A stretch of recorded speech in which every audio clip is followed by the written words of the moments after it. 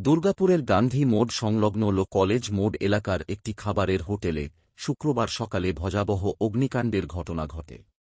ঘটনায় মুহূর্তের মধ্যে আগুন ছড়িয়ে পড়ে এবং পুরো দোকানটি পুড়ে ছাই হয়ে যায়। স্থানীয় সূত্রে জানা গিয়েছে, হোটেলের মালিক সকালে কড়াইয়ে তেল দিয়ে রান্নার কাজ করছিলেন। সেই সময় আচমকাই আগুন লেগে যায়। আগুন দ্রুত ছড়িয়ে পড়ায় দোকানের ভেতরে থাকা আসবাবপত্র, রান্নার সরঞ্জাম ও অন্যান্য সামগ্রী ভস্মীভূত হয়। খবর পেয়ে ঘটনাস্থলে দমকলের একটি ইঞ্জিন এবং ফরিদপুর ফাঁড়ির পুলিশ পৌঁছায়। দমকল কর্মীদের তৎপরতায় আগুন দ্রুত নিয়ন্ত্রণে আসে, ফলে আশপাশের দোকানে আগুন ছড়িয়ে পড়া রোধ করা সম্ভব হয়। প্রাথমিকভাবে অনুমান করা হচ্ছে, এই অগ্নিকাণ্ডে প্রায় ১ লক্ষ টাকার ক্ষয়ক্ষতি হয়েছে। আগুন লাগার সঠিক কারণ খতিয়ে দেখছে দমকল ও পুলিশ।